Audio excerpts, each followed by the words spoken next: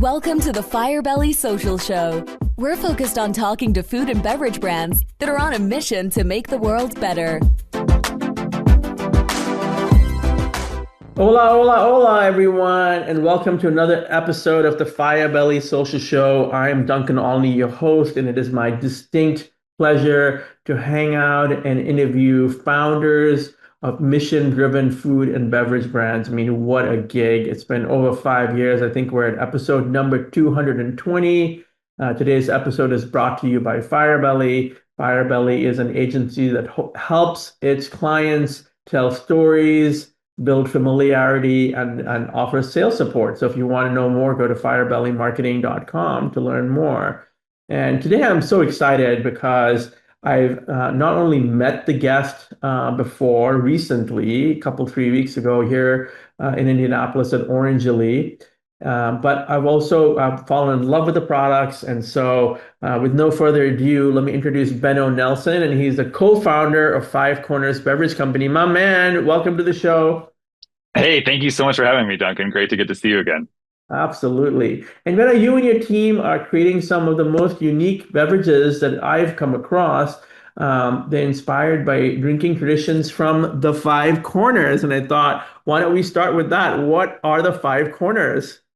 Yeah, thanks, man. So we say north, south, east, west, and home.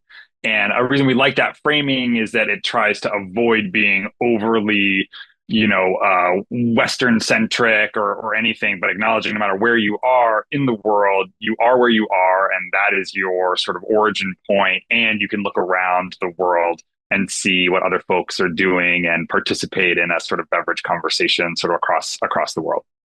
And I mean, I've had three of the SKUs and loved them all. I mean, and they've got such an interesting texture. They've got sparkling in them. They've got so many flavors. Like, how did you decide? Like, we're gonna go out and we're gonna bring the world to everyone. Well, I think honestly, I mean, it came out of this.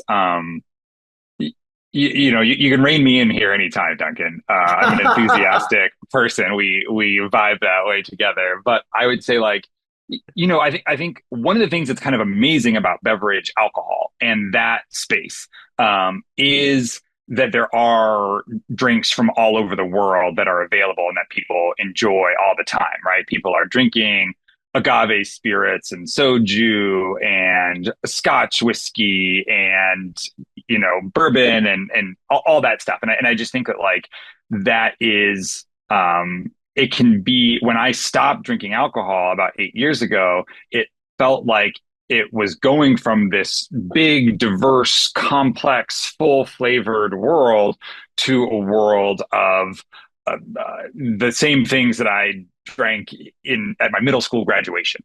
And so it was frustrating for me to believe that like the world hadn't uncovered complex and amazing non-alcoholic beverages. It just seemed like that couldn't be the case. And so we set to work to investigate and learn. And we were right. I mean, the amazing truth is, right, like people have been drinking non-alcoholic stuff as long as there have been mouths. And so there's an amazing inheritance of delicious things throughout time and place. And so we just want to try to shed a light and share that story. It's not weird to be reaching for something that doesn't have booze in it, and it can be just as much fun. I think one of the things I and the three flavors are the black lemonade with black salt. Yeah, we call it salted lemonade, but yeah. Salted lemonade. Yeah, I got to talk about that black salt. The Sangrita and the Pickleback. Yeah. Right. And what I just have to geek out for a minute here. When we met, I was telling you these things. It's like, there's a lot of NA drinks where there's no beginning, middle, and end to the drink. Right. You put it in your mouth and it's like, okay, I could drink a jug of this and I'll still not be, satisfied. And okay, I don't really care at the end of the day about functional benefits first. I care about taste first. Right. And when I tasted the three drinks, they're each unique.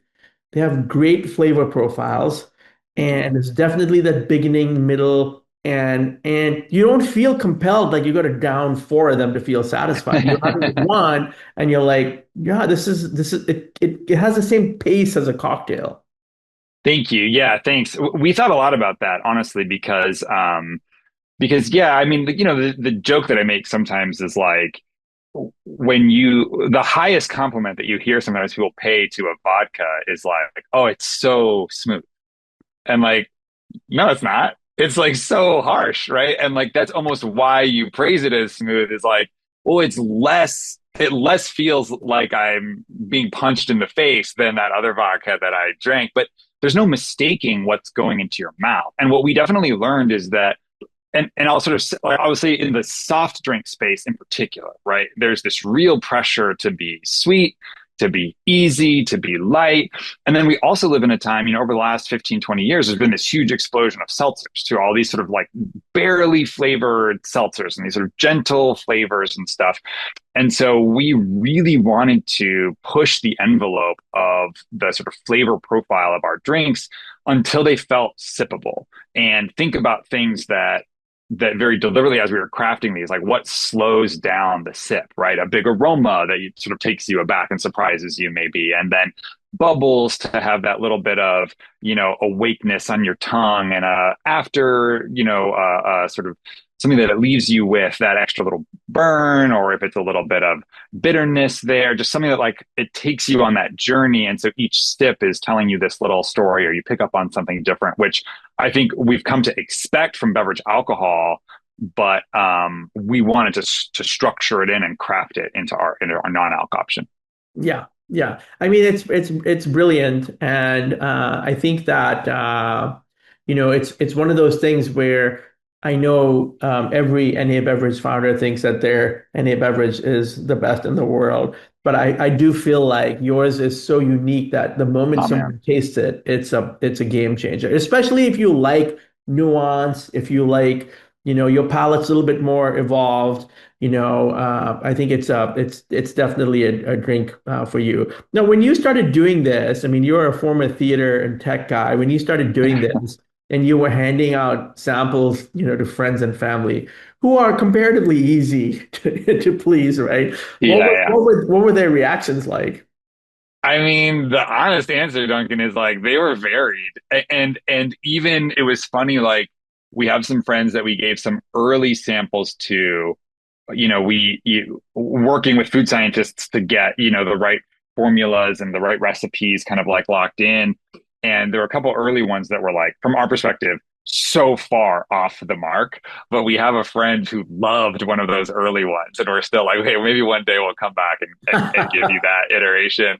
But I think a thing that we felt passionately. So my wife and I, my wife Shelby is my co-founder and partner in our business, and we just felt strongly that we didn't need to make a drink that everyone would love. And that if we were trying to, I mean, I remember as like, when I was in high school, I had aspirations of being a stand-up comedian. And I remember writing jokes and doing, open mics and stuff like that. And it was the jokes that I thought sounded the most like a joke, like that a comedian would say to an audience. Those are the ones that always fell flat. They're for no one. They have no perspective. They have no teeth, and they're so bland and meaningless. And when I would say something that would be what I would say to my best friend Spencer, then like that's when it would sparkle. Right. And that like that specificity, I think, really creates something that people can respond to. And so we in many ways we kind of hold ourselves up and created these drinks. And again, we're in conversation with real drinks that really exist. And I want to be really explicit about that. Like we did not invent Nimbu Pani in any way, right? And like we tried Nimbu Pani and we loved it, and we thought that it had this power and this ability to live in a cocktail occasion for folks. And so we wanted to tell the story of Nimbu Pani on the side of our can for our salted lemonade. We wanted to have real black salt in there, real cumin and stuff like that. And so we also felt a lot of confidence from the historicity and the reality of these beverages that we could be in conversation with. That meant we didn't need to focus group them to death. But like we felt like we sort of had history behind us saying like, no, these are real awesome drinks. Let's get these out so that people can bask in how fun that is. Yeah, and I think that it definitely comes through. So and I love that. I mean, I've never actually heard someone verbalize it or say it that way, where we're not trying to be something that everyone loves, because that's what everyone says. Oh my gosh, everybody loves it, right? Yeah, Because yeah. I think there are riches in the niches, right? And Nice. so I think that there are some very snobbish bartenders out there, and people who would say like, you can drink that shit, but I'll never drink it, right? And I Sure. think for me, I feel like I'm curious to know, like, I see it at a stylish bar on the NA side. It's like, dude, that is a beverage I'll drink any day, right? And Awesome. are you seeing that kind of like a reaction from people in the liquor space? Are you on, well, I guess let me ask you this before we even go there. Where are you in your journey so people know? We're very, very early in our journey. I mean, like, from a calendar, we're about 18 months into when we first had a beverage in our hand, like a real can that we could sell to someone. And so we know a lot less than we don't know for sure. And we're learning every day. Right now, we've been focused primarily on growing here we live in Chicago, and we've been focused primarily here. We're on about 75, 80 shelves around the city. And then increasingly, we've been getting into some like non-alc bottle shops sort of around the country, this awesome network of supportive, non-alc beverage enthusiasts and curators that we've been really lucky to plug into. So I would say we're very much in the beginning of our journey. We're in, small independent retailers, bottle shops that also have alcohol, non-alc bottle shops. And then we're focusing on growing in the on-premise, so bars, restaurants, as well as performance spaces, venues, event venues, things like that, where we can offer an easy to serve non-alc option that matches the artistic level of the shows that are happening in the space. Yeah, and I guess let me ask you this question: what's your vision? What's your dream? Where do you want to go next with all this? I mean, the dorkiest thing that I say sometimes is like, I would love to be the call non-alc beverage in Chicago. Like if people were going into a bar and saying like, "Oh, do you guys have that Five Corners stuff?" Like in Chicago, like on a Friday night, they want to either drink non-alc options or alternate throughout the evening, and they knew about us as a sort of craft option here in town. Man, that would feel amazing. And we're trying to build a sustainable generational business, and not trying to boom and bust and explode all over the world, but like really grow in our backyard and focus and be available. Yeah, I would say like that's my quick answer if that's helpful. I think that's a very sensible answer. I mean, I've talked to so many founders on this show, and the normal answer is, "Hey, we're going everywhere," right? And the thing is that takes a lot of money. It takes Yeah, capital. You got to have inventory. You got to ship it. I mean, there's so many challenges there. So, I mean, dominating in your own backyard is for so many reasons the smart thing to do. It's logistically smart. You can be there, you can feel what's happening in the wild. And I think did we talk about this when we met in person, that Chicago is famous for, how do you say it, Malort? oh, Malort. Yeah, yeah, yeah, Malort. yeah, It's yeah. like, I think that's kind of a less well-known thing about Chicago drinks. I feel like this is what Chicago, it's like, hey, have you had Five Corners? This is what. Yeah, yeah. But I do think like we're so Malort, if you don't know, is this beloved, hated local drink made in, or that's a Chicago brand that for years, like decades, was only available in the city of Chicago, and increasingly is available now, has some broader distribution in some different spaces and stuff. But for a long time, it was just in Chicago, and it's this incredibly strong herbal kind of wormwoody liqueur, and it would be this sort of staple of dive bars in Chicago. And it's one of those things like you would have if you had someone visiting from out of town, you'd be like, oh, you got to try this Malort. Everyone loves it. And then everyone invariably has this like really intense face and reaction. But I do think it's like it was able to succeed in the city. It was able to grow and be sustainable without it needing to explode nationwide and have tons of, private equity funding and stuff. And I just think it tells a story about like, yeah, like we were saying before, like beverage alcohol has this anchor of really strong flavors, and not everything can be for everyone. And that's good. I think there's this myth of single beverage drinkers. And I think the vast majority of us, alternate between all kinds of different stuff, even over the course of an evening. And I think that's good. That's good. Yeah, absolutely. What's been like one of the harder things so far about building a beverage brand?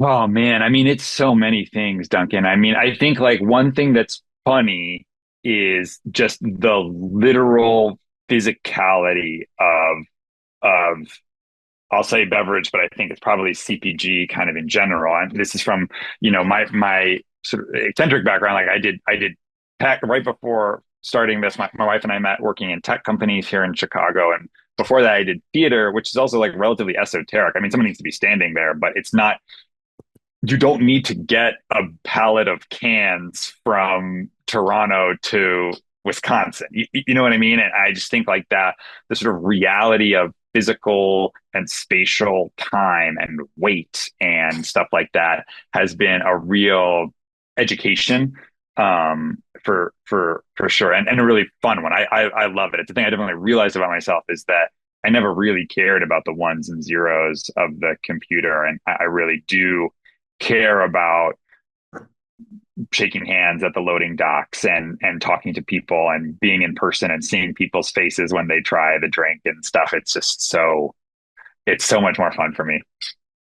Yeah, I mean, I could tell that when I first met you. I mean, it was just like you were curious to see my reaction was going to be. And there's so much to Yeah, learn building a brand, right?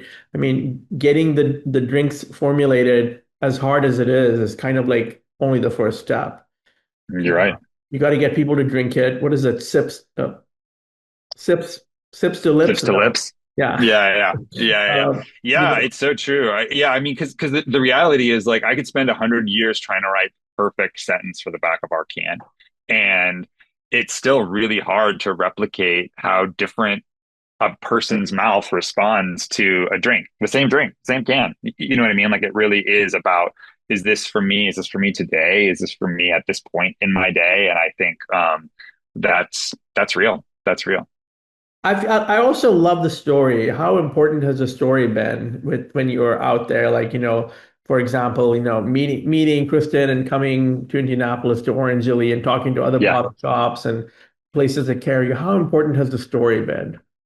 I think incredibly important. I think um, the human element, I think, is really powerful. There's this crazy thing happened to me once where, I was trying to get into this one bottle shop in town, and I, you know, dropped samples a couple times, and the buyer hadn't come in. I finally sort of met up with him, and he'd been like, yeah, I kind of tried it. I'm not sure I really get the drink yet. And I was talking to him about it a little bit more, and he was like, oh, you're like the founder of it, aren't you? And I said, yeah. So he's like, you're not a sales rep. Like you started it. And I was like, yeah, I did. And I opened another can for him, and he tried it, and we were talking about it. And he's like, okay, yeah, like we'll bring it on. And he brought it on. I get in the car. I left him a card or whatever. And I was feeling jazzed that we got it. And I got in the car and started driving away, and my phone rings. I'm like, oh, what happened? I pick it up. I don't know, recognize the number. And he's like, hey, it's me from, Western Wine and Spirits.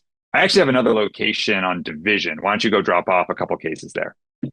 And it was just like, okay, this is actually like, this is the story in action. This is the community in action. This is the thing working and the interaction happening and stuff. And so, well, I take those moments really seriously, and the gratitude that I have for people giving us a chance, listening to the story even, is hard. In a world where I can be sampling in the middle of a store And still, it's the case 60% of the people that walk by me have headphones in.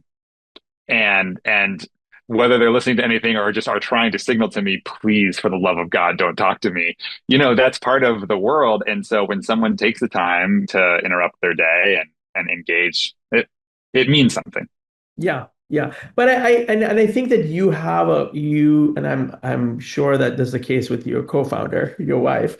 You have a way about you. It's engaging, and I've watched some things of yours online, and I think the story is it's yes, every founder is, trying to make the world better. A lot of times it's how do they tell the story, you know? Sure. And I think you'll do a great job with the story. I do think story matters. It's like it's the story you were just telling, that's a different story than, some consumers or a retailer, or, it's a different story, but the core story stays the same. How have you been finding building familiarity with people that are getting exposure to you? They're taking a chance the first time. What happens after that? Yeah, it's really interesting. I mean, I think like, um, yeah, like the reorder is obviously really important. And we were warned about that actually just from some friends that had started some drinks businesses in the past that we talked to everyone and asked everyone for advice all the time. And a thing that entered my brain very early on is like it's not sell to, meaning getting on more shelves. It's sell through, meaning getting the product off the shelf once it's there. And I do think that the getting on the shelf is sort of the hello, and the relationship happens getting off the shelf, and that happens on the store by store basis, but then it definitely happens on a person by person basis. They bought the 4-pack, maybe they met me, they tried it, they thought it was interesting, but how long does it stay in their fridge? And how long does it stay in the fridge till they have the first can again, and then the second and the third, right? And so I do think that trying to a thing from a storytelling perspective, I think a thing that we could do better, and I think that we're hearing that we could do better, is to associate our drinks more strongly in people's minds or in our own storytelling with when.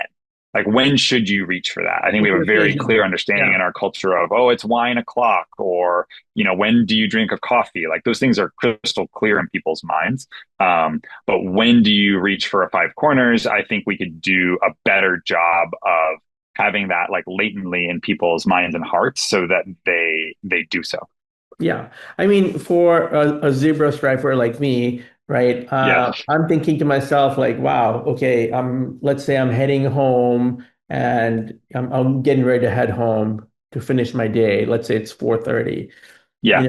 I don't have to feel guilty about Right. having a alcoholic beverage. I can get like a fancy glass out, which is Yep. which is a picture I showed you earlier. Get the Yeah, I love fancy that. glass out, get a little rim action going on, and then like get my cocktail and finish out my day, or just go sit and chill. And it's like Yeah. it's tasty, it's good, it's healthy. Yeah. So I think that you're right. I mean, and especially the fact that it really does have the mouthfeel of a cocktail. So yeah, occasion is it's difficult, right? It's difficult to own the occasion or even the season. So Right. um, Yeah, that's a funny one too. Like, we've had people like definitively tell us, "Oh, your salted lemonade is so perfect for hot weather, for summer. It's like so refreshing and stuff." And then we've had other people be like, "I love like the warming spices of the salted lemonade. It's perfect. It's a perfect late fall drink." And it's always like, "Great, great. Whenever you want it, that's great." But I do think that we can tell a clear story that, again, like that specificity, people can attach universality to it, but definitely an opportunity for us. yeah, yeah. What have you been seeing in terms of people's reactions or a community building around the brand that you hadn't expected? It's really, really interesting. I think I'll talk a little bit about maybe like online first. I had just autobiographically, like I had quit social media for like 10 years or something like that before starting Five Corners. And it was one of those things where I realized like, oh, I have to, at least, even if I don't do anything on social media, I have to register these, at Five Corners and stuff like that. So at Five Corners Bev on Instagram, like I have to register those so that no one else takes them, I guess. I don't know. And then started poking around and seeing that there were all these, NA accounts, people that were trying NA drinks and sharing them, and all these other NA brands that I wanted to understand what they were doing and how they were using this tool. And so it definitely is something that sort of revealed itself to me over time that I had felt like I had to relearn, that I had totally missed out on. And, the internet moves quick, and social media is totally different than it was when I was on Facebook in college and stuff, And so it's been a real education. And the thing that did surprise me is, like, at least for us right now, we have an incredibly, like, warm and supportive community on Instagram, and people who are encouraging us and engaging with us and telling us things about our brand that I didn't realize. And as an example, Duncan, like, I look at some brands that I admire on Instagram, and their posts look so beautiful all the time. They're so aesthetic, and they have this visual language, and it's very precise and stuff. And I look at our Instagram sometimes, and I'm like, oh boy, you can tell that, like, I did it, and it's inelegant and stuff. But then talking to people that are like, well, we love how homemade your vibe is, or whatever, and that's something that people are responding to. You just think, on the one hand, I feel very called out by that, like, oh man, I could not pull off the aesthetic posts. But on the other hand, I think, well, that's great. That's great that I sort of don't have to hide anymore, and I can just be real about it. That's the only way to be, and that I think that enables people to be real with us, and it's been exciting. I mean, I think that first of all, yes, I love your Instagram presence, and I think that the stories that you're telling, even when you're going in somewhere or you're talking about something you're dealing with, and then there's plenty of beautiful moments. But ain't that what life is like, though? I think 100%. I mean, fuck those people that think that they should only present the beautiful parts of their life, right? And it's like, yes, Totally. in a lot of cases, those aren't even real moments. They're manufactured for social Right. moments. It's like, so, hey, I don't wear a tuxedo all the time. I do at times, but so why should I only put my tux foot forward on social, Right. right? And I Totally think agree. the other myth that exists that so many people that aren't deep into social forget or don't know is that no one really goes to your profile. They Right. just don't. They may go the first time, but then they're catching you in their feed, either the story feed or the post feed, or they're seeing you somewhere else. And so all we can really hope for is to catch them in their journey and, be a part of their thinking so that they don't forget about us. I Yeah, mean, I think that's really right. I think that's really, really right. And yeah, and the storytelling is different, and I'm still learning it. It's not just that we certainly don't have it all figured out, and we're certainly teeny tiny, in comparison with some of our aspirations. But I do think it's been an exciting discipline to learn and engage in, and a rewarding one, because we have been connected with really nice people who tell us their story about how they found it, and how they shared it, and you can kind of see sometimes a sort of genealogy of other followers, and I can tell, like, oh, I think Megan introduced them to our drink, and that's fun. I mean, but I think that the beautiful part is there's a number of ways to look at this. A lot of people like, how do I get to 100,000 followers? And it's like, hey, listen, I'd rather have 1,500 highly engaged people Of that are course. going to go buy shit than 100,000 people who only have 1,500 people that will sometimes engage and never buy anything, right? And Sure. so I think that the world of buying is so crazy, right? Also, I mean, what about the fact that you're seeing people in Total Wine looking at the Total Wine app when they're in Total Wine? Right. Right. And so I think that so much of that is changing. I wonder whether Kristen and Andy see that with Orangely with the bottle shops, is like people on the internet while they're in the bottle shop, right? And so Yeah. do you think a question about bottle shops? We mentioned bottle shops earlier. What do you think the role of the bottle shop is today? Yeah.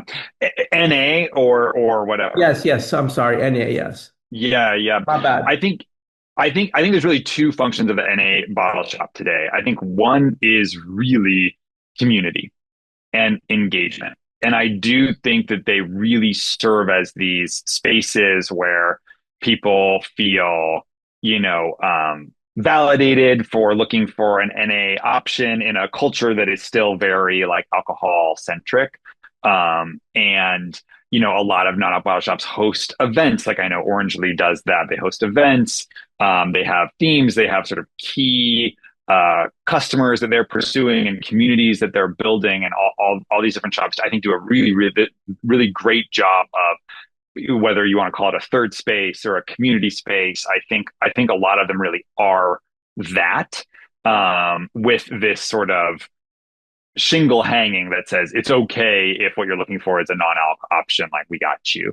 So I think that's one really important function that they provide. And I think the second one is curation, because there is a lot. I mean, again, I got sober about 8 years ago, and the world has shifted so much in that time in terms of what's available. Just SKU proliferation and brands have come, some have already gone, and that journey has really happened. And so I think it's one of those things where you can show up at one of these shops and not feel overwhelmed and not feel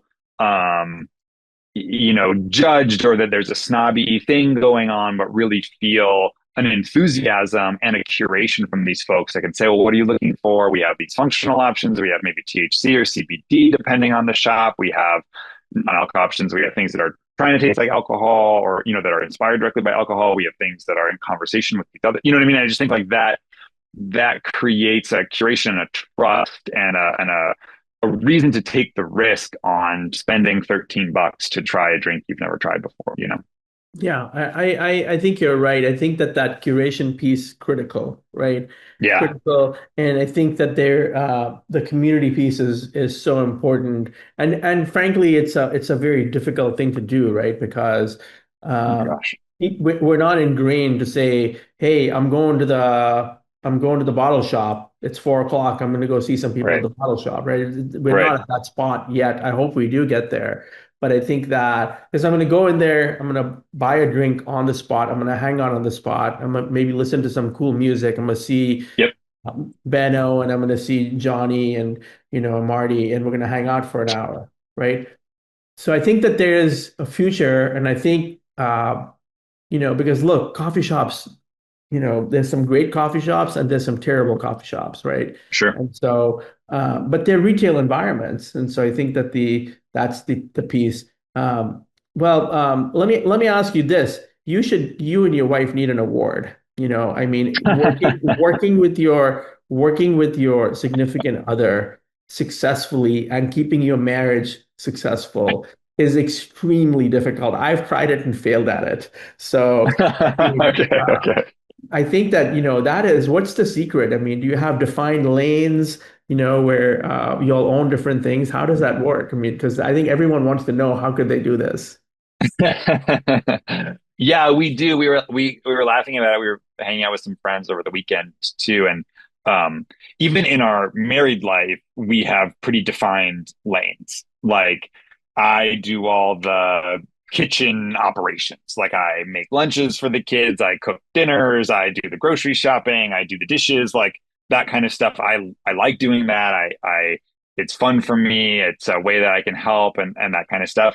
Whereas like Shelby handles all of the financial stuff for our family. I don't even know what our passwords are like for different stuff. And I think that really works for us. It's like it's that kind of holistic ownership. And so then it's funny when we have to cross lanes a little bit. I'm like, oh, I need to transfer this. And she's like, wait, where is the tomatoes in the grocery store? And we're like laughing and texting each other. So I think that works for us. In the business right now, I mean, just to be transparent, like Shelby still has a full-time job outside of our business, right? Because we are bootstrapped and we are a family that, is trying to make ends meet and stuff like that. And so really her role in the business today is as our board of directors. And she is an incredible bar raiser and challenger, and connector for the business right now. A couple early recipes that I came back with, I said, I think we got it. I think this is right. And she would push back. She'd say, I know you've been working hard on it and we're making progress, but this isn't good enough yet. Like we can do better. And that she had that one, she's a truth teller and strong in that way. And then also she had the remove that enabled her to stay objective, which was really, really powerful. And she can do the same thing now with our, my target accounts list and stuff. She's like, we need to be doing more more stores like this or like that. And so I just think that's been really working well for us in the dynamic so far. And the goal is to grow the business big enough that she can join full time too. That's our target. Awesome. Well, and, you're doing a great job with that. How do you take care of yourself? Do you focus on you hardcore about sleep and staying hydrated and eating and keeping yourself in a good place mentally? Yeah, I mean, I think one thing that's really good for us is um, we're parents, and or I'll speak just for myself. I think like having a family is, as a person who can be a little bit like compulsive, having a family is such, for me, such an undeniable priority that it enables me to close the laptop, to put my phone in the little box that I have, and to be with the family and doing stuff in a way that is really restorative and correct about how I want to be living in this sort of intentional life that we're trying to build. So that's the first thing certainly that comes to mind for me. Wonderful. Okay, let's do a shout out session. Who you want to give some shout outs to? I mean, we got to give Kristen and Andy from Orangely a shout out because that's how we met. Absolutely. Huge shout out to Kristen and Andy. I mean, the Indiana non-alc bottle scene is robust and so inspiring. The Generation NA too. I think that team is amazing. Laura Silverman is, a golden god of the NA space. And so that was a great connection for us too, Duncan. I mean, so many people. I've been consistently astonished by the generosity and engagement of people in this space, the willingness that people have to help. I'll shout out, Joe Churro from Go Brewing. If you're looking for a good non-op beer, Joe Churro is amazing. We had an issue with our first canning run. I texted Joe and he called me immediately. And he's like a pretty busy guy. He's running like 3 different businesses somehow and working out all the time. I don't know how the hell he does it, but it was incredible. Like that feeling of like camaraderie. And I really do feel that I don't feel competitive with other non-alc options. I love lifting them up because to me, like I said, like no one drinks one thing. And I think we all succeed if we succeed together. So man, I could take another hour to shout people out. Thank you. Okay, let's do a lightning round. Okay. Favorite beverage from your childhood? Oh man, I'm trying not to overthink it. I mean, horchata comes to mind right away. Orange Bang is this crazy drink that I've never seen outside of LA County. It's this kind of like foamy orange soda. So I'll shout out Orange Bang and horchata. What about most underrated ingredient? Oh man. What a great question. Um, I still think hibiscus is amazing. I know a lot of brands are sort of like waking up to hibiscus. It's so beautiful. It's so tart. I think hibiscus is incredible. Clove, I think, is really interesting. I think there's more to be said about clove in the coming years. Those two come to mind right away. Got it. Favorite Chicago food? Man, that's so tough. I'll say I have hot dog, Chicago style hot dog. The best. Okay, got it, got it. And let's see, what else do I got for you? One founder, let's manifest here. One founder you'd love to have dinner with. Oh wow, that's cool. Hmm.